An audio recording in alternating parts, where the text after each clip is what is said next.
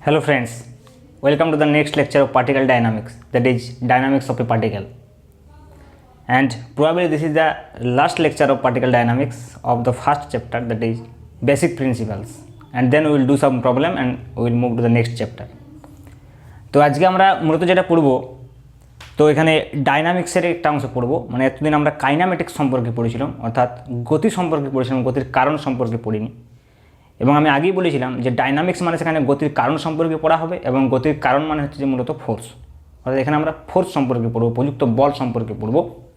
এবং যখনই আমরা প্রযুক্ত বল সম্পর্কে পড়ব তখনই আমাদের মনে পড়ে যায়, ছোটোবেলা থেকেই পড়ে এসেছে আমরা নিউটনস ইকুয়েশন অফ মোশন আর নিউটনস লজ, নিউটনের যে তিনটে ল ছিল সেই তিনটে ল ইনভলভিং ফোর্স আমরা জানি সেগুলো রয়েছে। এখন প্রবলেম করার জন্যে নিউটনসের যে ইকুয়েশনটা মূলত প্রয়োজন সেটা হচ্ছে Newton's second law, this is very important. এবং আমরা জানি ছোটোবেলা থেকে এটাও পড়ে এসেছি যে নিউটনের সেকেন্ড লটাই হচ্ছে প্রকৃতপক্ষে গতির সমীকরণ, কারণ সেকেন্ড ল থেকে আমরা ফার্স্ট ল এবং থার্ড লতে পৌঁছাতে পারি। তাহলে সেকেন্ড লটাই হচ্ছে যে মূল ইকুয়েশন অফ মোশন। তাহলে আমরা সেকেন্ড লটা সম্পর্কে মূলত এখানে আলোচনা করব। আর সেকেন্ড লয়ের যে ইনভলভিং বিষয় সেটা হচ্ছে ফোর্স, কারণ আমরা জানি force equals to mass into acceleration, F equals to M A.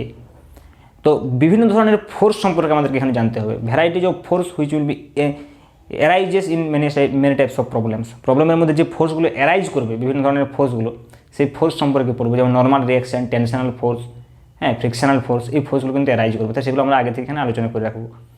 তো আমাদের নেক্সট টপিক হচ্ছে যে ফোর্স। ওকে, তো ফার্স্ট কোয়েশ্চেন যেটা আসবে ফোর্স পড়তে গেলে সেটা হচ্ছে what is actually mean by force. তো ফোর্সের যে ডেফিনেশন সেটা নিউটনসের ফার্স্ট ল থেকে পাওয়া যায়। তো আমি ইন জেনারেল ওইভাবে না বলি, একটু ডিফারেন্ট টাইপস, মানে যে প্রসেসটাতে আমি পড়বো, যে পরপর তিনটা নিউটনস ল স্টেট করে তারপরে straight forward first law, second law, third law আমরা যেভাবে এর আগে পড়েছি ওইভাবে আমরা পড়বো না, কারণ এখানে আমাদের টার্গেটটা সবসময় প্রবলেম সলভিং।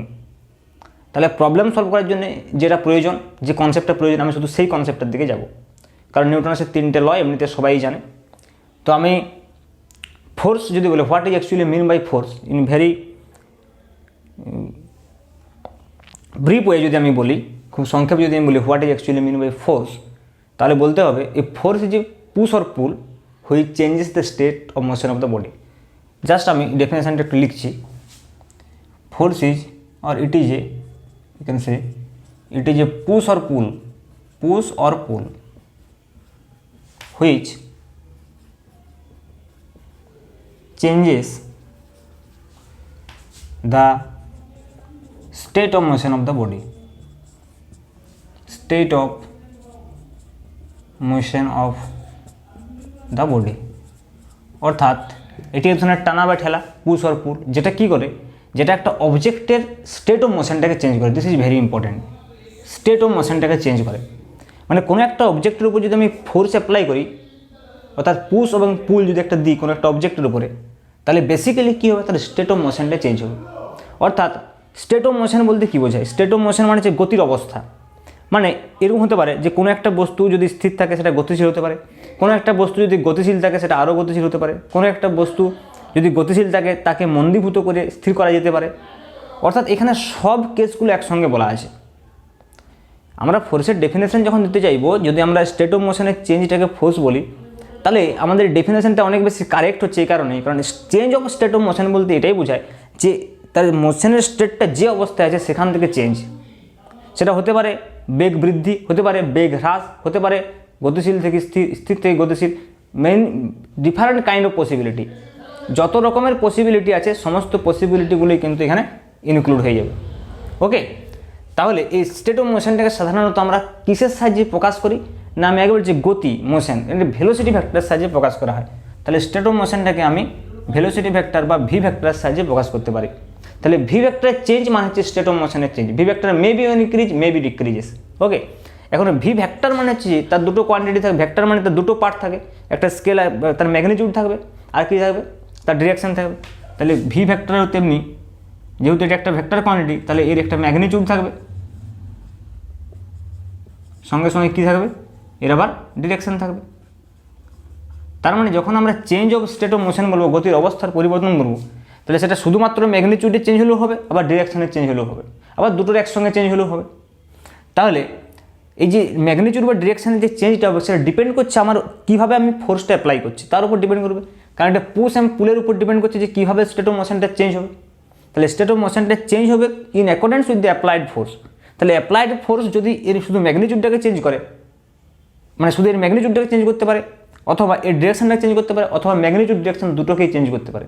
এবং অ্যাপ্লাইড ফোর্স আর ভি এর মধ্যে একটা অ্যাঙ্গেল তৈরি হতে পারে। কোনো একটা বস্তুর উপর আমি বল দিচ্ছি, সেটা সরাসরি হরাইজন্টাল ফোর্স দিতে পারি, আমি ভার্টিক্যাল ফোর্স দিতে পারি, একটা নির্দিষ্ট অ্যাঙ্গেলে ফোর্স দিতে পারি। তাহলে কী হবে, এফ আর ভি এর মধ্যে একটা নির্দিষ্ট অ্যাঙ্গেল হবে, এবং সেই অনুযায়ী বস্তুটার যে ট্র্যাজেক্টরিটা হবে, বস্তুটার যে লোকাসটা হবে, তার যে সঞ্চার পথের সমীকরণটা হবে, সেটা ভেরিয়াস টাইপস অফ হবে। তাহলে এখানে মূলত যেটা বিষয় সেটা হচ্ছে যে ফোর্স মানে হচ্ছে যে স্টেট অফ মোশনের চেঞ্জ। এখন স্টেট অফ মোশনের চেঞ্জটা কীভাবে হতে পারে, যদি আমি একটা এক্সাম্পল নিই, যে এখানে হয়তো আমি একটা অবজেক্টকে নিলাম, which is of mass M, একটা এম ভরের অবজেক্ট নিয়েছি, তার উপর একটা সাপোজ হচ্ছে একটা স্টেট অফ মোশন রয়েছে আগে থেকেই, দ্যাট ইজ ভি। হয়তো ভি ভেলোসিটি নিয়ে যাচ্ছে। এবারে কী করলাম, আমি এর উপরে যে অ্যাপ্লাইড ফোর্সটা দিলাম সেটা এইভাবে দিলাম, হরাইজন্টালি ফোর্স দিলাম। অর্থাৎ এফটা কী করলাম, আমি ভি এর সঙ্গে প্যারালাল দিয়েছি, অথবা আমি অ্যান্টি প্যারালাল দিতে পারি, এইভাবে ফোর্স দিতে পারি। তাহলে এখানে এফ আর ভি এর যে মধ্যবর্তী কোণ সেটা হচ্ছে, যদি থিটা বলি, থিটা হতে পারে 0 ডিগ্রি আর 180 ডিগ্রি। যদি এই কেসটা হয় যে এফ আর ভি এর মধ্যবর্তী কোণ থিটা ইকুয়াল টু 0 আর 180 ডিগ্রি, তাহলে কি দেখা যাচ্ছে না, ভি এর ডিরেকশনের কোনো চেঞ্জ হচ্ছে না, যে ভি এইভাবে যাচ্ছিল এইভাবেই যাবে। তাহলে যখন আমি এই দিক থেকে ফোর্সটা দেবো তখন ভি ইনক্রিজ করবে, যখন এই দিক থেকে ফোর্সটা দেবো ভি ডিক্রিজ করবে। তার মানে এর ম্যাগনিটিউডটা চেঞ্জ হবে, ডিরেকশনে কিন্তু কোনো চেঞ্জ হচ্ছে না। কিন্তু তা বলে কি ফোর্স প্রযুক্ত হচ্ছে না? অবশ্যই ফোর্স প্রযুক্ত হচ্ছে, কারণ ফোর্স প্রযুক্ত তখনই হচ্ছে বলবো যখন স্টেট অফ মোশনটা চেঞ্জ হচ্ছে। স্টেট অফ মোশনের চেঞ্জ মানে আইদার ম্যাগনিটিউড অর ডিরেকশন, যে কোনোটা চেঞ্জ হলেই হবে। এবং এক্ষেত্রে যেটা অবজেক্টের ট্র্যাজেক্টরি অফ মোশন হবে, অবজেক্টের স্ট্রেট লাইন বরাবর যাবে। তাহলে আমার যদি এখানে ট্র্যাজেক্টরি জিজ্ঞেস করে, তাহলে সেই ট্র্যাজেক্টরি হবে স্ট্রেট লাইন অবজেক্টটার। এবং এখানে কিন্তু খেয়াল রাখতে হবে যে এই যে অ্যাপ্লাইড যে ফোর্সটা দেওয়া হচ্ছে, সেই অ্যাপ্লাইড ফোর্সটা কন্টিনিউয়াসলি দেওয়া হচ্ছে throughout the whole motion of the object. অবজেক্টে যতক্ষণ মোশন থাকবে ততক্ষণ আমি এই ফোর্সটা দিয়ে রেখেছি। সেই অর্থে বলা হচ্ছে এফ আর V theta equal to 0 degree. এমন নয় যে একবার এফ ইকুয়াল টু ভি দিয়ে ছেড়ে দিলাম, তা নয়। তাহলে কিন্তু ট্র্যাজেক্টরিগুলো যেরকম ট্র্যাজেক্টরিগুলোর কথা আমি বলবো, সেই ট্র্যাজেক্টরিগুলো হবে না। যেমন এখানে স্ট্রেট লাইন হচ্ছে, কখনো সার্কুলার হবে, সেটা কী হবে, ইচ অ্যান্ড এভরি মুভমেন্ট এই থিটা যে অ্যাঙ্গেলটা, সেই অ্যাঙ্গেলটা কিন্তু স্যাটিসফাই করবে এই অ্যাঙ্গেলের ভ্যালুটা। তাহলে দেখি, তাহলে প্রথমে আমরা কী দেখলাম, এমন একটা পজিশন সিস্টেম বা এমন একটা সিচুয়েশন, যে সিচুয়েশনে কেবলমাত্র ম্যাগনিটিউড চেঞ্জ হচ্ছে, কোনো রকম ডিরেকশনে চেঞ্জ হচ্ছে না। তাহলে আমি এমন একটা সিচুয়েশন নিয়ে আসি আবার, যেখানে কেবলমাত্র ডিরেকশনের চেঞ্জ হবে কিন্তু ম্যাগনিটিউডের কোনো চেঞ্জ হবে না। আবার এমন সিচুয়েশন আনা যাবে যেখানে ম্যাগনিটিউড ডিরেকশন দুটোই চেঞ্জ হবে, তারপরে 3টা সিচুয়েশন আসবে। So this is our case 1। কখন না, when only magnitude is change, when only magnitude is change. Okay, now এখন যদি আমরা বলি যে অনলি ডিরেকশন চেঞ্জ, তাহলে কী হবে, কেস 2 যদি বলি,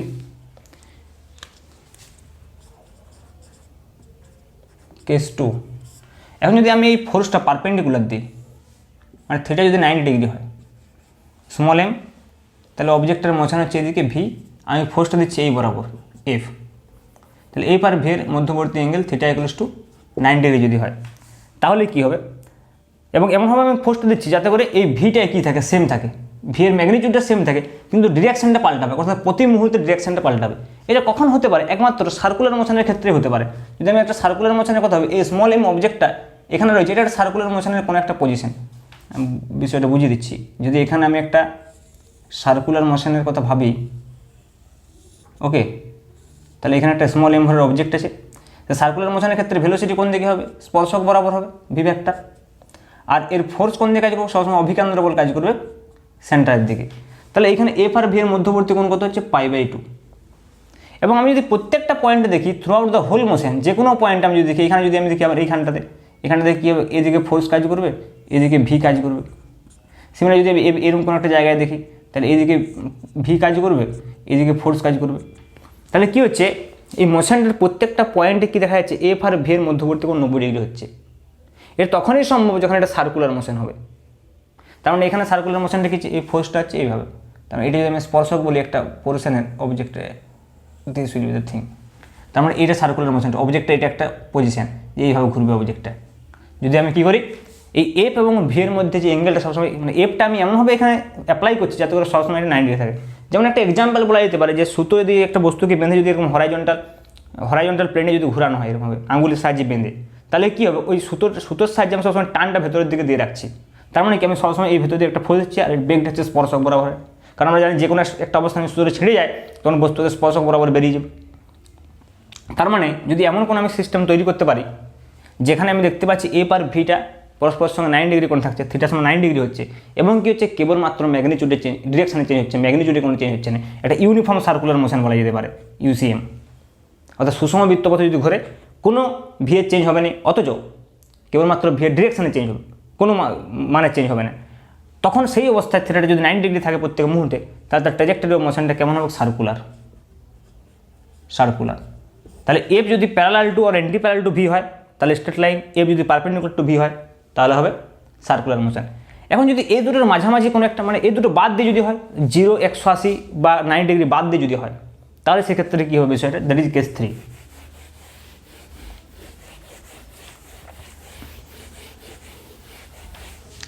তাহলে কেস 3 দিয়ে কী হবে, আমি ওই দুটো অ্যাঙ্গেল বাদ দিয়ে, অর্থাৎ 0 প্যারালাল অ্যান্টি প্যারালাল বা 90 ডিগ্রি বাদ দিয়ে যদি যে কোনো অ্যাঙ্গেলে ফোর্স দিয়ে একটা অবজেক্টের উপরে, সাপোজ এখানে স্মল এম ভরের একটা অবজেক্ট আছে, এই অবজেক্টটার ইনিশিয়াল ভেলোসিটি এদিকে রয়েছে, আর আমি ফোর্সটা এইভাবে দিলাম, অর্থাৎ এফের সঙ্গে একটা নির্দিষ্ট অ্যাঙ্গেলে দিয়েছি, ভি এর সঙ্গে থিটা।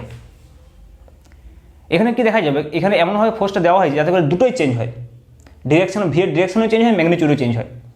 কারণ এখানে ওই আগে যে কেস 1 এবং কেস 2টা করেছিলাম, ওই দুটো কেস এখানে একসঙ্গে রয়েছে। কী করে বোঝা যাবে না, এফকে যদি আমি দুটো কম্পোনেন্টে ভাগ করি, একটা কম্পোনেন্ট হবে এই বরাবর যেটা হবে এফ সাইন থিটা, আর একটা কম্পোনেন্ট হবে এই ভি বরাবর যেটা হবে এফ কস থিটা। তাহলে দেখা যাচ্ছে এখানে যে এফ কস থিটা কম্পোনেন্টটা রয়েছে সেটা দেখা যাচ্ছে প্যারালাল টু ভি, আর যে এফ সাইন থিটা কম্পোনেন্টটা রয়েছে সেটা দেখা যাচ্ছে পারপেন্ডিকুলার টু ভি। তাহলে আমি দেখতে পাচ্ছি যে এফ কস থিটাটা হচ্ছে যে এফ কস থিটা ফোর্সটা, যখন এখানে যেন আমি ফোর্সটা একটা নির্দিষ্ট অ্যাঙ্গেলে দিয়েছি, তখন এই যে এফ কস থিটা কম্পোনেন্টটা কাজ করছে ভি বরাবর, অর্থাৎ এইটাতে আমার কেস 1টা কাজ করছে যেখানে আমি বলছিলাম এফ প্যারালাল টু ভি, আর এখানে দেখছি F sine theta perpendicular to V, মানে এফের এই উপাংশটা কেস 2টার মতো কাজ করছে। তাহলে এখানে কী হবে, স্বাভাবিকভাবে এফ সাইন থিটা কী করবে, এই অবজেক্টটাকে কী করবে, বৃত্তপথে ঘোরাতে চাইবে, কারণ এফ সাইন থিটা কী করবে, ভিয়ের ডিরেকশনটাকে চেঞ্জ করতে চাইবে, আর এফ কস থিটা কী করতে চাইবে, ভিয়ের ম্যাগনিটিউডটাকে চেঞ্জ করতে চাইবে, ম্যাগনিটিউডটাকে ইনক্রিজ করতে চাইবে। তাহলে দুটো মোশন একসঙ্গে হবে, অর্থাৎ এফ সাইন থিটাটাকে বৃত্তপথে ঘোরাতে চাইবে এরকমভাবে, আর এফ কস থিটাকে সার্কুলার পথে নিয়ে যেতে চাইবে এরকমভাবে। তার মানে কী হবে, প্রত্যেকটা বৃত্তপথের জন্য কিছুটা সামনের দিকে এগিয়ে যাবে, প্রত্যেকটা বৃত্তপথের জন্য কিছুটা সামনের দিকে এগিয়ে যাবে। তাহলে এর যে মোশনটা হবে সেটা হচ্ছে স্পাইরাল মোশন হবে, স্প্রিংয়ের মতো যে মোশনটা হবে। তাহলে সেক্ষেত্রে ট্র্যাজেক্টরি অফ মোশন যদি বলি আমি, কীরকম হবে, স্পাইরাল। তো এই 3 ধরনের কিন্তু ট্র্যাজেক্টরি হতে পারে according to the direction of F and V. F আর ভি এর মধ্যবর্তী অ্যাঙ্গেলের উপরে ডিপেন্ড করছে যে কোন দিকে হবে। তো আমরা দেখতে পাচ্ছি তাহলে স্টেট অফ মোশনটাকে চেঞ্জ করার দুটো পদ্ধতি, একটা হচ্ছে ম্যাগনিটিউড, না হয় ডিরেকশন, অথবা আমরা দুটোকে একসঙ্গে দিতে পারি। তাহলে ম্যাগনিটিউড ডিরেকশন, তখন দুটো গতির একসঙ্গে মিশ্র গতি একটা তৈরি হবে, যে মিশ্র গতিটা কেমন হবে, স্পাইরাল হবে, বা হেলিক্যাল বলা হয় এই পাথটাকে, অনেক সময় হেলিক্যালও বলা যেতে পারে, হেলিক্যাল পাথ। ওকে, তো এইটা হচ্ছে ফোর্স সম্পর্কে, এবং কীভাবে আমরা স্টেট অফ মোশনটা চেঞ্জ হলে কীভাবে ফোর্স অ্যাপ্লাই হচ্ছে। এখন মেকানিক্সে কী হবে, মেকানিক্সে আমি কয়েকটা বিশেষ ধরনের ফোর্স নিয়ে সবসময় আলোচনা করব। ইন জেনারেল যদি আমি ফোর্সের ডিভিশন বলি, ফোর্সটা 4 রকমের হয় ইন জেনারেল, সেটা electromagnetic force, gravitational force, strong force, week force, সেগুলো আলাদা বিষয় আছে। কিন্তু এখানে মেকানিক্সে আমি ফোর্সকে যখন এনকাউন্টার করবো, এখানে দুটো টাইপস অফ ফোর্স আমরা সবসময় পাবো, একটা হচ্ছে কন্ট্যাক্ট ফোর্স, একটা হচ্ছে নন কন্ট্যাক্ট ফোর্স। কন্ট্যাক্ট ফোর্স কখন কাজ করবে, মানে যখন দুটো বডি কামস ইন কন্ট্যাক্টে আসবে, দুটো বস্তু যখন কন্ট্যাক্টে আসবে তখন তাদের মধ্যে যে ফোর্সটা হবে সেটা হচ্ছে কন্ট্যাক্ট ফোর্স। আর দুটো বস্তু নিজেদের সংস্পর্শে না থেকেও যখন ফোর্স দেবে সেটা হচ্ছে নন কন্ট্যাক্ট ফোর্স। যেমন ফর এক্সাম্পল আমি যদি বলি যে গ্র্যাভিটেশনাল ফোর্স, যেমন আমি বলতে পারি নন কন্ট্যাক্ট ফোর্স, দুটো অবজেক্ট যেমন সূর্য আর পৃথিবীর মধ্যে গ্র্যাভিটেশনাল ফোর্স কাজ করছে, কোনো কন্ট্যাক্টের প্রয়োজন নেই। আমি বলতে পারি চার্জ পার্টিকেল, দুটো চার্জ পার্টিকেলের মধ্যে যে অ্যাট্রাকশন, ফোর্স অফ অ্যাট্রাকশন বা ফোর্স অফ রিপালশন, ম্যাগনেটের যেমন force of attraction, force of repulsion, সেক্ষেত্রে আমরা কী দেখেছি যে দুটো পার্টিকেলের মধ্যে কোনো কন্ট্যাক্টের প্রয়োজন নেই, তাহলে ওগুলো হচ্ছে নন কন্ট্যাক্ট ফোর্স। কিন্তু যদি আমি দেখি নর্মাল রিয়াকশন, দুটো পার্টিকেল যতক্ষণ সংস্পর্শে নর্মাল রিয়াকশন পাওয়া যাবে না। টেনশনাল ফোর্স, যতক্ষণ একটা সুতো দিয়ে বস্তুগুলোকে কন্ট্যাক্ট করা হবে টেনশনাল ফোর্স পাওয়া যাবে না। স্প্রিং ফোর্স, যতক্ষণ স্প্রিংয়ের সাহায্যে যুক্ত করা হবে অবজেক্টটাকে ততক্ষণ পর্যন্ত পাওয়া যাবে না। তার মানে মেকানিক্সে আমরা ফোর্সকে দুভাগে ভাগ করব, একটা হচ্ছে ফর সিম্পলিসিটি, একটা হচ্ছে কন্ট্যাক্ট ফোর্স, একটা হচ্ছে নন কন্ট্যাক্ট ফোর্স। এবং আরও সিম্পলিফাই করে বললে আমাদের এখানে নন কন্ট্যাক্ট ফোর্সটাও পড়া হবে না, কারণ এখানে আমরা মেকানিক্সে যেটা পড়বো শুধু কন্ট্যাক্ট ফোর্স নিয়ে পড়বো এই ডায়নামিক্সে। যেমন এখানে কন্ট্যাক্ট ফোর্স বলতে নর্মাল ডিরেকশন, টেনশনাল ফোর্স এগুলো বারবার অ্যারাইজ করবে। তাহলে আমি টেনশনাল ফোর্স, নর্মাল ডিরেকশন বা ফ্রিকশনাল ফোর্স এগুলো নিয়ে একটু বলবো। ওকে, তাহলে আমরা নেক্সট আমি বলবো টাইপস অফ ফোর্স, যে ফোর্স কত রকমের হবে। আমি যদি মেকানিক্সে ফোর্স পড়ি তাহলে কোন ফোর্সগুলো মূলত অ্যারাইজ করবে, এখানে কত রকমের ফোর্স হবে বলার থেকে কোন ফোর্সগুলো অ্যারাইজ করবে বলা ভালো, কারণ ইন জেনারেল ফোর্স 4 প্রকার, সে বিষয়টা আমি আসছি না। তাহলে এখানে আমি বলছি types of force. Types of force এখানে হচ্ছে যে ফোর্সকে আমি মূলত দুটো ভাগ নেব, একটা হচ্ছে যে কন্ট্যাক্ট ফোর্স আর একটা হচ্ছে নন কন্ট্যাক্ট ফোর্স, নন কন্ট্যাক্ট ফোর্সেস। তাহলে কন্ট্যাক্ট ফোর্সের আমরা কি এক্সাম্পল বলেছি, কন্ট্যাক্ট ফোর্সের এক্সাম্পল যেমন আমি বলতে পারি যে এখন যেগুলো বলছিলাম নর্মাল রিয়াকশান, নর্মাল রিয়াকশান কখনো পাই মানে দুটো বস্তু যখন কন্ট্যাক্টে আসবে, এই সারফেসের সঙ্গে বস্তুটা কন্ট্যাক্ট হলে এখানে একটা নর্মাল রিয়াকশান পাওয়া গেল। নাম্বার 2 আমি বলতে পারি টেনশনাল ফোর্স। টেনশনাল ফোর্স কখনো পাওয়া যাবে কোনো একটা অবজেক্টকে সুতোর সাহায্যে আমি ঝুলিয়ে দিলাম এইভাবে স্মল এম ভরের অবজেক্ট, তখন এখানে টেনশনাল ফোর্স অ্যারাইজ করবে। আমি এগুলো বলবো ডিরেকশন কোন দিকে কী হবে সব বলবো। 3 নম্বরে আমি বলতে পারি স্প্রিং ফোর্স। একটা স্প্রিংয়ের সাহায্যে যদি বলছে যুক্ত করে স্প্রিং ফোর্স, যেটা আমরা এখানে পড়বো না। তাহলে এখানে আরেকটা আমরা পড়বো যেটা হচ্ছে ফ্রিকশনাল ফোর্স, সেগুলো আমি এক্সাম্পল নিচ্ছি। 3 নম্বরে হচ্ছে কি ফ্রিকশনাল ফোর্স। ফ্রিকশনাল ফোর্সটা কখন আসবে না, কোনো একটা অবজেক্টকে যদি আমি এভাবে রেখে দিই, তাহলে এই অবজেক্টটা যদি এইদিকে ফোর্স দিই তখন অপোজিট ডিরেকশানে একটা ফ্রিকশনাল ফোর্স অ্যারাইজ করে স্মল এফ। তাহলে এটা দুটো বস্তু যখন কামস ইন কন্ট্যাক্ট আসবে তখন এই ফ্রিকশনাল ফোর্স অ্যারাইজ করবে। তাহলে আমাদের এই চ্যাপ্টারে আমি বিশেষ করে বলবো ডায়নামিক্সের যে এই নর্মাল রিয়াকশান, টেনশনাল ফোর্স এবং ফ্রিকশনাল ফোর্স এই তিনটা সম্পর্কে খুবই ধারণা থাকা দরকার, এই ডিরেকশন সম্পর্কে বাকি ভালো হওয়া দরকার। আর নন কন্ট্যাক্ট ফোর্স তো আমরা এখানে পড়ছি না, তার জন্য আলাদা চ্যাপ্টার রয়েছে, যেমন গ্র্যাভিটেশনাল ফোর্স পড়ার জন্য আলাদা চ্যাপ্টার রয়েছে, ইলেকট্রোস্ট্যাটিক্স পড়ার জন্য আলাদা চ্যাপ্টার রয়েছে, ম্যাগনেট পড়ার জন্য আলাদা চ্যাপ্টার রয়েছে। তাহলে সেগুলো নন কন্ট্যাক্ট ফোর্স সেখানে পড়া হবে। তাহলে আপাতত আমরা এই ফোর্সগুলো নিয়ে একটা আলোচনা করব, তারপর আমরা application, Newton's second law application দিকে যাব। তার আগে আমি এই ফোর্সগুলো 1 বাই 1 আলোচনা করব। তাহলে আমাদের ফার্স্ট থিং হচ্ছে নর্মাল রিয়াকশন।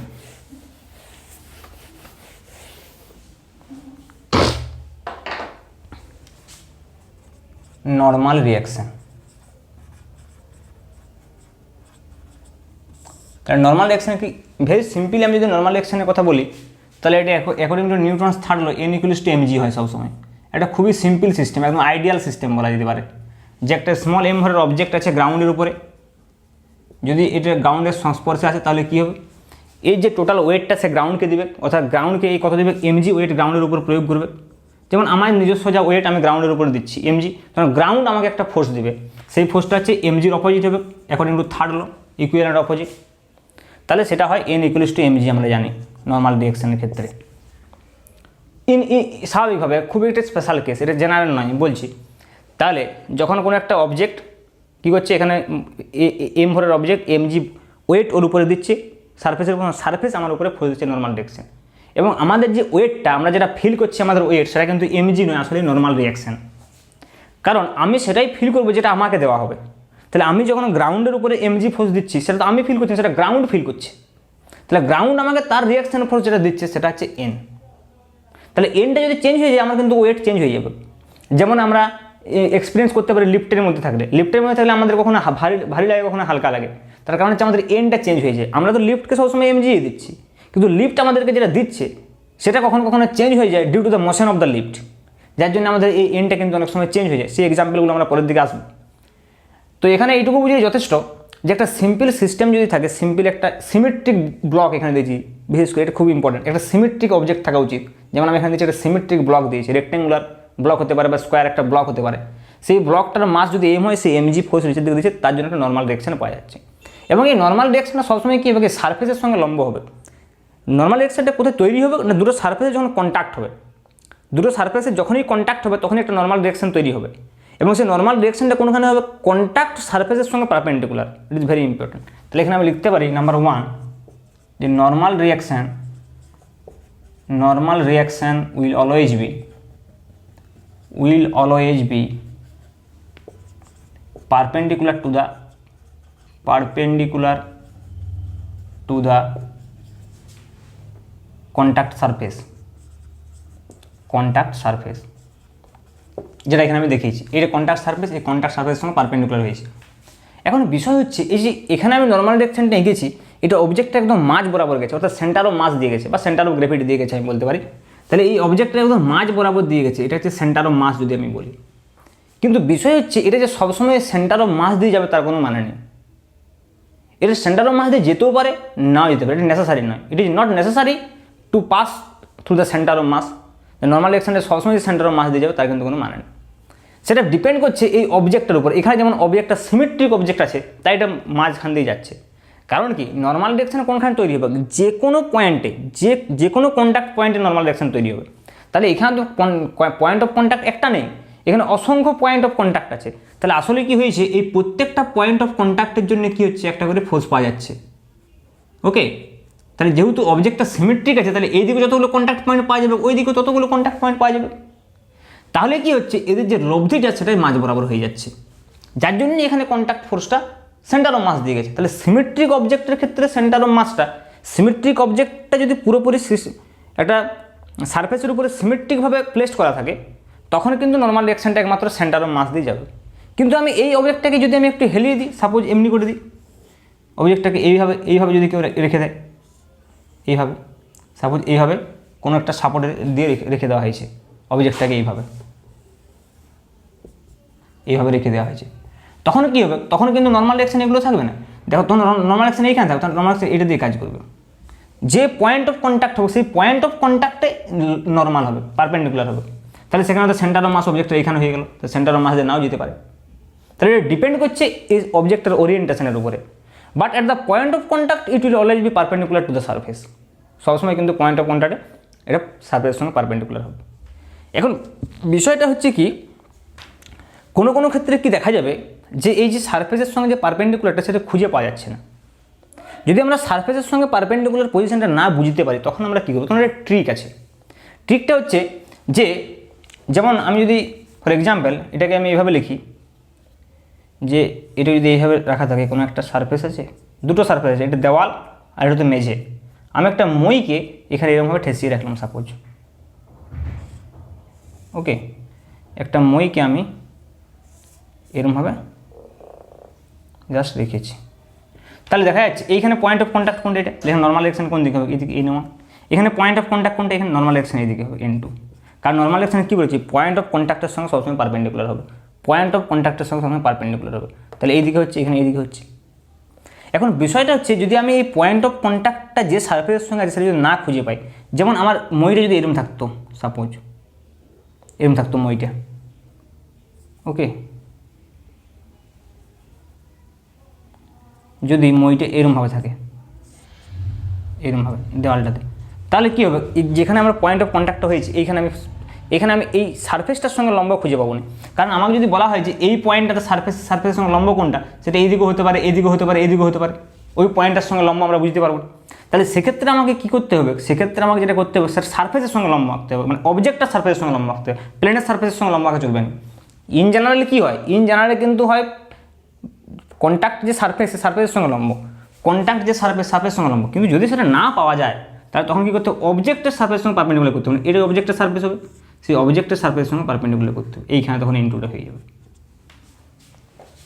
বিষয়টা বুঝে গেল? এটা আসলে কি, এটা কেন এরকমভাবে হচ্ছে না, যেখানে আমরা ওটা বুঝতে পারবো না, যে পয়েন্ট অফ কন্ট্যাক্টে যখন আমরা নর্মাল ডিরেকশনটা বুঝতে পারবো না, তখন আমাদের ট্রিকটা হচ্ছে আমরা দুটো কম্পোনেন্টে ভাগ করে দেবো। যে যদি আমরা ফোর্সটার ডিরেকশনটা আমি না বুঝতে পারি, তাহলে তো এটা হবেই যে সেই ফোর্সটা দুটো তো পারপেন্ডিকুলার ডিরেকশন থাকবে, সেই ফোর্সের যে অ্যাঙ্গেলই থাকে না কেন, আমি একটা এক্স কম্পোনেন্ট একটা ওয়াই কম্পোনেন্ট তো আমি লিখতেই পারি, যে কোনো পয়েন্টে একটা ফোর্সের দুটো ডিরেকশন থাকবে, NX NY 2 ডাইমেনশনাল প্লেনে। তাহলে এই ফোর্সটা আমি বুঝতে পারছি না এখানে নাকি এখানে নাকি এখানে নাকি এখানে বুঝতে পারছি না, কিন্তু এই যে দুটো কম্পোনেন্ট সাথে একটা ওয়াই অক্ষ বরাবর একটা এক্স অক্ষ বরাবর হবেই। তাহলে আমাদের কাজ হচ্ছে যে যেখানে আমরা বুঝতে পারবো না সেখানে আমরা কী করবো, ফোর্সের ডিরেকশনটা আঁকবোই না আসলে। তাহলে ফোর্সের ডিরেকশনটা না এঁকে আমি কী করবো, এক্স অক্ষ বরাবর একটা কম্পোনেন্ট ধরে নেবো, ওয়াই অক্ষ বরাবর কম্পোনেন্ট ধরে নেবো, দিয়ে দুটো রেজাল্ট আমরা বের করে নিতে পারবো, √NX² + NY² করে, তাহলে সেখানেই এনটা হবে। এখন দেখা যায় যে এরকম যদি সিচুয়েশানটা হয় যে যেখানে আমি পয়েন্টের সঙ্গে কন্ট্যাক্ট পয়েন্টে আমি পারপেন্ডিকুলারগুলো খুঁজে পাচ্ছি না, অথচ সারফেসের সঙ্গে পারপেন্ডিকুলারটা খুঁজে পাচ্ছি, তখন আমরা সারফেসের সঙ্গে লম্বটা এঁকে দিই, আসলে এটা এখানে হবে এই এনএক্স আর এনওয়াই থেকে ক্যালকুলেশন করে করলে, তাই ওইটা একদম ডাইরেক্টলি বলে দেওয়া হচ্ছে। তাহলে কী হবে, আমার নাম্বার অফ ভেরিয়েবল কমে যাবে এই ট্রিকটা মনে রাখলে। তাহলে আমি ওই নাম্বার অফ ভেরিয়েবল কমে গেলে কী হবে, নাম্বার অফ ইকুয়েশন কমে যাবে, ক্যালকুলেশন সুবিধা হবে। তাহলে আমরা এনএক্স এনওয়াই ধরলে কী হবে, আবার একটা বাড়তি ভেরিয়েবল আসছে, দুটো ভেরিয়েবল চলে আসছে এনএক্স এনওয়াই। আর ডাইরেক্ট আমি বুঝতে পারি যে এন টু ডিরেকশনটা এইদিকে হবে, তাহলে আর ভেরিয়েবল লাগবে না। তাই এই ট্রিকটা ইউজ করা হয় যে যেখানে আমি সারফেসের সঙ্গে পারপেন্ডিকুলার খুঁজে পাবো না, সেখানে আমি এই অবজেক্টের প্লেনের সঙ্গে পারপেন্ডিকুলার এঁকে দেবো। বুঝে গেল? তাহলে আমরা একটা এক্সাম্পল নিয়ে দেখি নর্মাল ডিরেকশন কীভাবে আমরা আঁকতে পারবো। এগুলো এরাইজ হবে এই কেসগুলো, এই বিভিন্ন প্রবলেমে, সেখানে কিন্তু নর্মাল ডিরেকশনটা সেভাবে আঁকতে হবে। যেমন আরেকটা জিনিস যদি আমি বলি যে একটা হয়তো এরকম ধরনের স্ফিয়ার আছে, তো স্ফিয়ারটা মনে করছে এইদিকে গড়িয়ে যাচ্ছে, তো এই গ্রাউন্ডে গড়িয়ে যেতে কী হলো, এখানে একটা উঁচু ঢিপি পেলো, এরকম ধরনের একটা জায়গা পেয়েছে। তখন কী হবে, এখানের উপর উঠতে চাইবে সাইড করে। তো আমি যদি পয়েন্ট অফ কন্ট্যাক্টে নর্মাল ডিরেকশনগুলো আঁকি, কী হবে, এই পয়েন্ট নর্মাল ডিরেকশনে কীরকম হবে না, এখানের সঙ্গে পারপেন্ডিকুলার মানে কি রেডিয়াস বরাবর যাবে, মানে সেন্টার দিয়ে যাবে। তাহলে এইখানে নর্মাল ডিরেকশন এইদিকে হয়ে যাবে, এই নর্মাল। তাহলে এইখানে পয়েন্ট অফ কন্ট্যাক্টটা কোন দিকে আছে, এইখানে দেখো যে পয়েন্ট অফ কন্ট্যাক্টটা আমি দেখছি এই সারফেসের সঙ্গে যদি আমি পয়েন্ট অফ কন্ট্যাক্ট আঁকি, আমি কিন্তু খুঁজে পাচ্ছি এটা কর্নার হয়ে গেছে। কর্নার হলে সেখানে আর পয়েন্ট অফ কন্ট্যাক্টে নর্মাল খুঁজে পাবো না, তখন আমরা কি অবজেক্টে নর্মাল খুঁজতে হবে। অবজেক্টে কোনো স্ফিয়ারটা আছে, তাহলে এখানে যদি একটা স্পর্শক এঁকে দিই, তাহলে এখানে পারপেন্ডিকুলারটা পেয়ে যাবো, তাহলে সেই পারপেন্ডিকুলারটা এটা হয়ে যাবে, এই বরাবর এটা ইনটু হয়ে যাবে। তাহলে এইভাবে কিন্তু আমাদেরকে এগুলো খেয়াল রাখতে হবে যে নর্মাল ডিরেকশনটা কোন দিকে হবে। যদি আমরা সারফেসটা পারপেন্ডিকুলার পেয়ে যাই পয়েন্ট অফ কন্ট্যাক্টে, যেমন এখানে পয়েন্ট অফ কন্ট্যাক্টের সারফেস আমরা জানি এটা, তাহলে এখানে সিম্পল পারপেন্ডিকুলার হয়ে গেল। কিন্তু এখানে সারফেসের কন্ট্যাক্টে কি কর্নার পয়েন্ট হয়ে গেছে, তাই কর্নার পয়েন্ট হয়ে গেলে সমস্যাটা কী হচ্ছে যে সেখানে আমরা পারপেন্ডিকুলারটা খুঁজে পাচ্ছি না, তখন আমরা কী করবো, অবজেক্টের সঙ্গে পারপেন্ডিকুলার করে দেবো, তাহলে ওটা অটোমেটিক্যালি চলে আসবে এনএক্স আর এনওয়াই ভাগ করলে যেটা আসবে। আর যদি আমি এখানে ডাইরেক্ট করে দিই ওই সারফেসের সঙ্গে পারপেন্ডিকুলার সেম আসবে, ক্যালকুলেশন তাই বলছি, ক্যালকুলেশন করে এটা দেখা যাবে যে সেম আসছে, তো সেটাকে আমরা ট্রিক হিসাবে ইউজ করে দিচ্ছি ডাইরেক্ট। ওকে, এবার আরেকটা বিশেষ বিষয় এখানে উল্লেখ করার প্রয়োজন যে নর্মাল ডিরেকশন তখনই থাকবে যখন দুটো সারফেসের মধ্যে পয়েন্ট অফ কন্ট্যাক্ট থাকবে। যদি কোনো কারণে পয়েন্ট অফ কন্ট্যাক্ট না থাকে তাহলে কিন্তু নর্মাল ডিরেকশন জিরো। এই কন্ডিশনটাকে অনেক সময় কাজে লাগিয়ে প্রবলেম করা হয়। যেমন আমি যদি বলি যে এরকম হয়তো একটা হেমিস্ফেরিক্যাল বাবল আছে এরকম ধরনের, তার কী করা হলো, উপরে একটা স্মল এম এর অবজেক্ট রেখে দেওয়া হলো এখানে। এবারে কী করা হবে, এই অবজেক্টটাকে যদি আমি এই বরাবর গড়িয়ে দিই, তাহলে এটা গড়িয়ে চলতে কী হবে, এক সময় কী হবে, যেতে এক সময় কী হবে, একটা জায়গাতে এসে কী হবে, এখানে একে মিস করবে, মানে এখান থেকে উঠে যাবে। তাই যে পয়েন্ট এটা এখান থেকে উঠে যাবে, যে লেগে যাচ্ছে, যতক্ষণ লেগে থাকবে এটা সারফেসের সঙ্গে, যতক্ষণ লেগে থাকবে ততক্ষণ আমরা নর্মাল ডিরেকশন পাবো এন। তার কারণ কি না, নর্মাল ডিরেকশনটা হচ্ছে একটা কন্ট্যাক্ট ফোর্স, তা যতক্ষণ কন্ট্যাক্ট হবে ততক্ষণ ফোর্সটা পাওয়া যাবে। তাই যেই কন্ট্যাক্টটা ছিন্ন হয়ে যাবে তখন কিন্তু এখানে নর্মাল ডিরেকশন জিরো। আমাদেরকে এরকম প্রবলেম করতে হবে পরে যে কত দূরত্বে যে এখান থেকে কত দূরত্বে যে এই সারফেসটাকে লিভ করছে, তখন এখানে কন্ডিশনটা হবে যে কোথায় n = 0 হচ্ছে, যেখানে n = 0 হবে সেখানে সারফেসটা কন্ট্যাক্টটাকে লিভ করছে, তাহলে সেই অনুযায়ী কিন্তু কন্ডিশনগুলো বেরোবে। তার মানে যদি আমি দেখি যে কোনো জায়গাতে সারফেসের সঙ্গে কন্ট্যাক্ট লস হচ্ছে, সেখানে আমি n = 0 কন্ডিশনটা কিন্তু ফিট করতে পারবো। কারণ সিম্পল ব্যাপার যে নর্মাল ডিরেকশন একটা কন্ট্যাক্ট ফোর্স, তাই যদি কন্ট্যাক্টই না থাকে সারফেসের সঙ্গে, তার নর্মাল ডিরেকশন থাকবে কি, ঠিক আছে। তাহলে নর্মাল ডিরেকশন সম্পর্কে এই কয়েকটা ইম্পর্টেন্ট পয়েন্ট আমাদেরকে মনে রাখতে হবে। এবার নেক্সট পয়েন্ট আমরা চলে যাচ্ছি tensional force. Okay, this is also very important thing.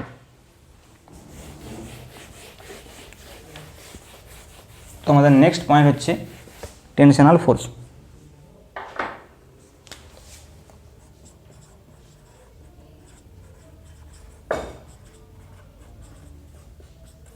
That is T. Okay, তো টেনশনাল ফোর্সটা প্রথমে আমি বুঝতে হবে, আমি মনে হচ্ছে দুটো পয়েন্টের মধ্যে একটা সুতোকে বাঁধা আছে, এই দুটো পয়েন্ট এ অ্যান্ড বি। তাহলে এইভাবে যদি একটা সুতোকে বাঁধা থাকে এরকমভাবে সিম্পল, তো আমরা যদি সুতোটা হাত দিই আমরা কী বলবো, যে সুতোটা লুজ আছে, তাই তো, সুতোটা লুজ আছে বলবো। এবার এই এ এবং বি এইখানে দুজন ব্যক্তি দাঁড়িয়ে সুতোটা টেনে ধরলো, তাহলে সুতোটা কীরকম স্ট্রেট হয়ে যাবে। তারপরে যদি আমরা সুতোটা এখানে হাত দিই আমরা কী বলবো, সুতোটা টাইট আছে, এখানে আমরা বলবো সুতোটা লুজ আছে, এখানে কী বলবো, সুতোটা টাইট আছে। এই যে আমি টাইট কথাটা ইউজ করছি, এই tightness of the string is called tension in the language of physics. এখানে যে আমি টাইটনেসের কথাটা বলছি সেটাই হচ্ছে টেনশনাল ফোর্স।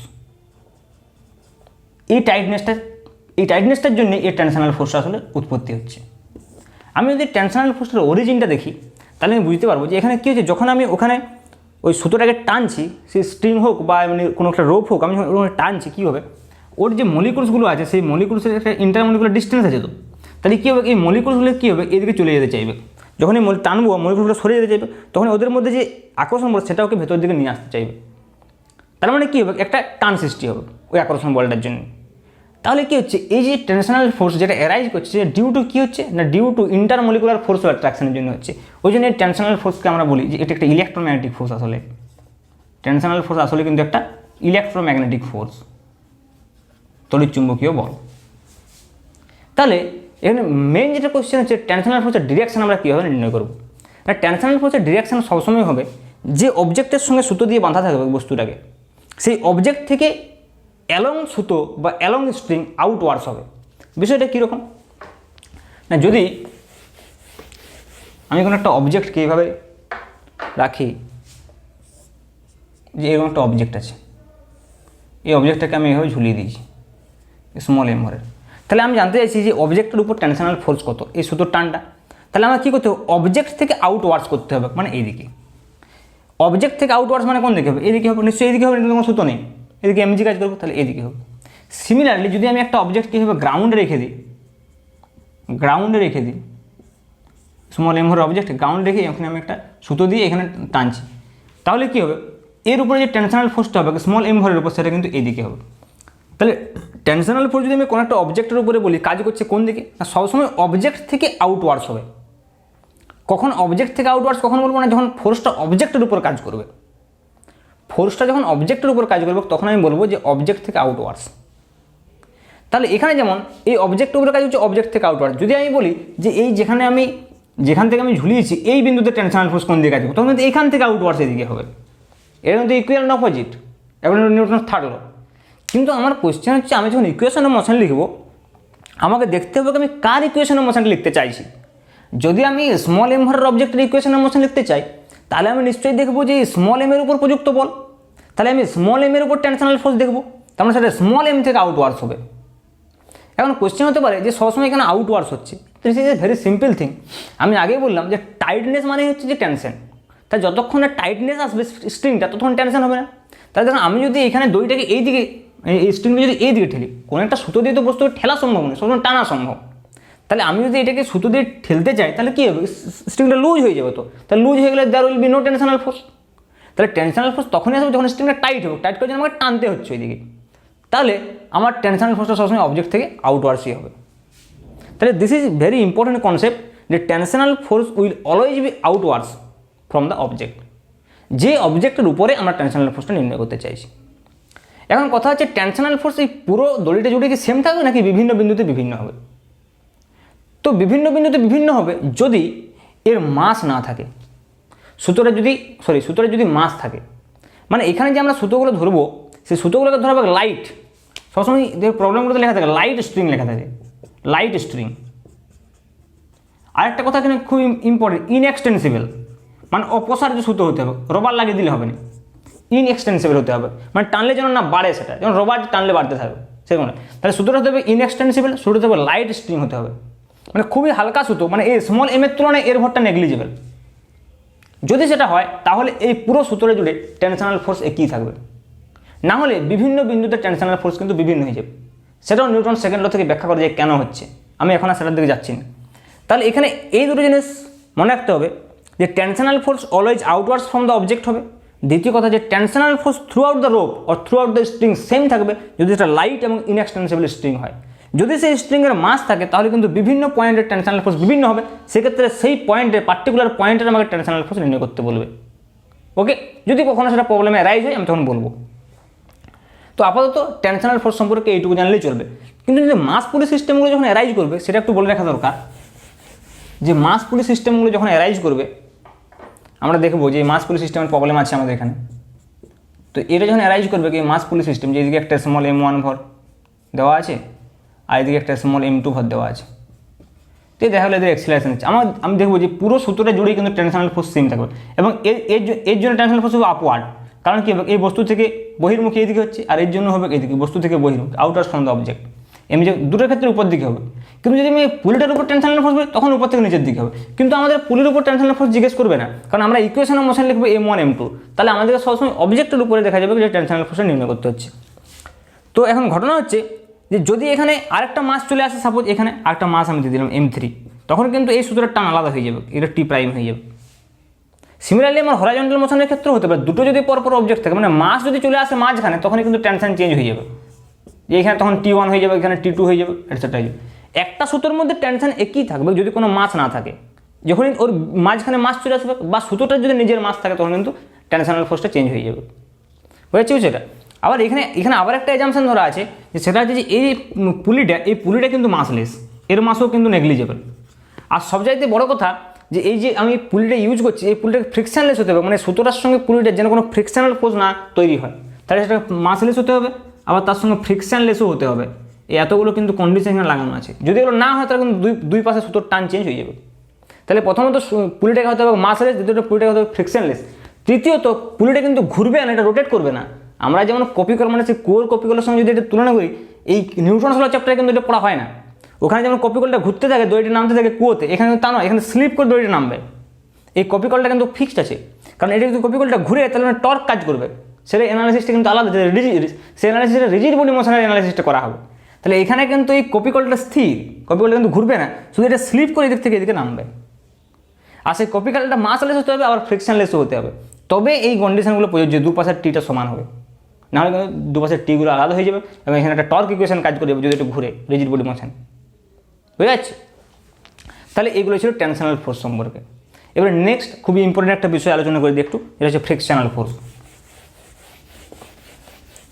ওকে, তাহলে ফ্রিকশনাল ফোর্সটা কি? ফ্রিকশনাল ফোর্স হচ্ছে যে যখন দুটো সারফেসের মধ্যে একটা রিলেটিভ মোশন তৈরি হবে, তখন সেই ফ্রিকশনাল ফোর্সটা তৈরি হবে। রিলেটিভ মোশন বলতে কীরকম বোঝাবে, যে এখানে মনে করি একটা অবজেক্ট আছে স্মল এম, তো স্মল এম অবজেক্টটার উপরে যখনই আমি এখানে একটা ক্যাপিটাল এফ ফোর্স দেবো, ক্যাপিটাল এফ ফোর্স দিয়ে এই স্মল এম ভরের অবজেক্টটাকে এখানে আমি স্লাইড করতে চাইবো, তখন কী হবে, এই সারফেসটার সাপেক্ষে ওর একটা রিলেটিভ মোশন তৈরি হবে। তাহলে সারফেসটার সাপেক্ষে মোশন কোন দিকে, সামনের দিকে, তাহলে ফ্রিকশনাল ফোর্স তখন রিলেটিভ মোশনের অপোজিটে কাজ করে। তাহলে এই সারফেসের সাপেক্ষে যদি অবজেক্টটা সামনের দিকে স্লাইড করে, তাহলে ওই অপোজিট দিকে স্মল এফ একটা ফ্রিকশনাল ফোর্স কাজ করবে। তো এই ফ্রিকশনাল ফোর্সটা দেখা যাবে যে কিছুক্ষণ পর্যন্ত এই ক্যাপিটাল এফের সঙ্গে সমান হয়ে যাবে। মানে আমরা দেখেছি কোনো একটা বস্তুকে যদি প্রথমে ধীরে ধীরে খুব আস্তে একটা বল দিয়ে আমি টানতে চেষ্টা করি, তাহলে কী হবে, সেটা ওই জায়গায় থাকবে, আসবে না। তারপরে যদি বলটা একটু বাড়াই, দেখা যাচ্ছে আসছে না, বলটা একটু বাড়াই, দেখা যাচ্ছে বস্তুটা সচ্ছে নেই। তো বলটা বাড়াতে বাড়াতে আমি শূন্যতা যদি ধীরে ধীরে বৃদ্ধি করি, একটা সময় দেখা যাবে যে বস্তুটা গতিশীল। তাহলে কী হচ্ছিল, আমি মনে করছি যে এখানে বস্তুটার উপরে আমি 5 নিউটন বল দিলাম, অথচ দেখছি যে বস্তুটা গতিশীল হচ্ছে না। তার মানে কি, নিশ্চয়ই পিছন দিকে অন্য কেউ 5 নিউটন বলে টানছে, তবে তো ফোর্সটা শূন্য হচ্ছে। সেই ফোর্সটা হচ্ছে ফ্রিকশনাল ফোর্স। যখন আমি এই বস্তুটাকে এখানে স্লাইড করতে চাইছি, মানে বস্তুটা এখানে 10 টু স্লাইড হচ্ছে, আমি যখন এখানে ফোর্স দিয়ে অ্যাপ্লাই করছি, তখন এই বস্তুকে সামনে দিকে যেতে চাইবে।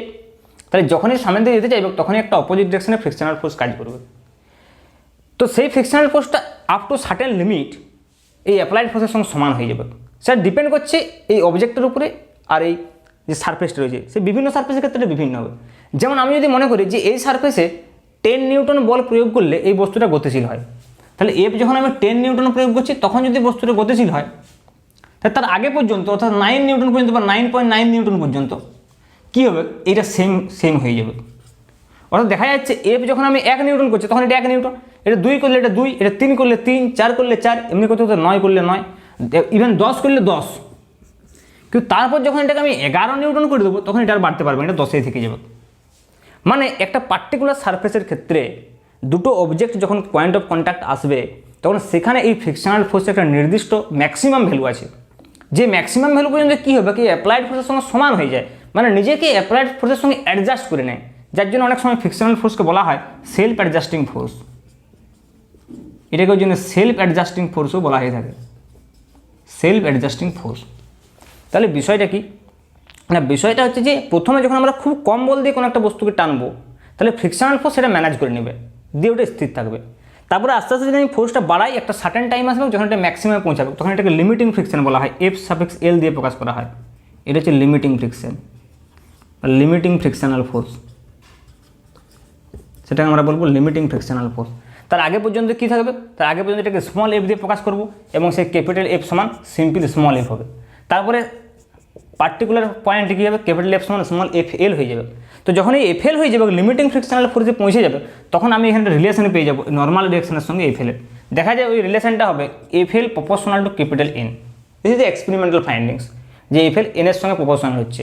তাহলে এখানে যদি আমি একটা কনস্ট্যান্ট দিই তাহলে সেটাকে মিউ দিয়ে প্রকাশ করে, মিউ এস ইন্টু এন, বা স্ট্যাটিক ফ্রিকশন বলা আছে। স্ট্যাটিক ফ্রিকশন কেন না, যতক্ষণ পর্যন্ত এটা স্থির অবস্থায় থাকছে। তাহলে লিমিটিং ফ্রিকশনটা হচ্ছে কি স্ট্যাটিক ফ্রিকশনের সর্বোচ্চ মান, যতক্ষণ বস্তু স্থির অবস্থায় আছে।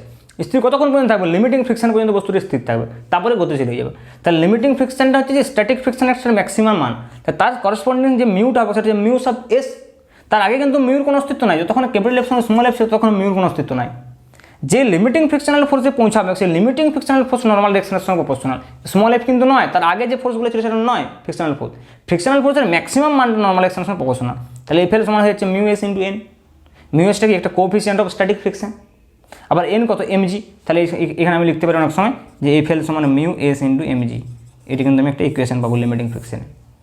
এটা কখন পাবো, বস্তুটা যতক্ষণ পর্যন্ত গতিশীল হয় না, যতক্ষণ পর্যন্ত স্ট্যাটিক ফ্রিকশন আছে। যেই বস্তুটা গতিশীল হয়ে গেলো তখন কাইনেটিক ফ্রিকশন হয়ে যাবে।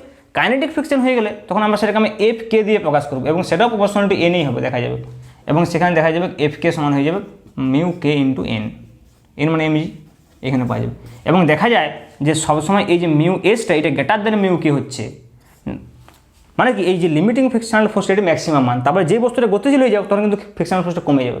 এবং আমরা এটা এক্সপিরিয়েন্স করেছি যে একটা বস্তুকে প্রথমে গতিশীল করতে যে ফোর্সটা লাগে একবার গতিশীল হয়ে গেলে অতটা ফোর্স লাগে না, তার মানে তখন কি তখন কাইনেটিক ফ্রিকশনাল ফোর্সটা কমে গেছে। জন্য মিউ কেটা কী হয়, মিউ এসের থেকে লেস দেন হয়। তাহলে কী হবে, মিউ কে ইন্টু এমজিটা কম হয়ে যাবে মিউ এস ইন্টু এমজির থেকে। অর্থাৎ লিমিটিং ফ্রিকশনাল ফোর্সটা হচ্ছে ফ্রিকশনাল ফোর্সের সর্বোচ্চ মান। ওকে, আর ফ্রিকশনাল ফোর্সের ডিরেকশন কোন দিকে, অ্যাপ্লাইড ফোর্সের অপোজিট দিকে। মানে এটা সবসময় অ্যাপ্লাইড ফোর্সের অপোজিট দিকে বলাটা ভুল, আসলে রিলেটিভ মোশনের অপোজিট দিকে, কারণ সবসময় এটা অ্যাপ্লাইড ফোর্সের অপোজিট নাও হতে পারে বিভিন্ন কেস অনুযায়ী। অ্যাকচুয়াল কথাটা হবে রিলেটিভ মোশনের অপোজিটে এটা কিন্তু কাজ করবে ফ্রিকশনাল ফোর্স।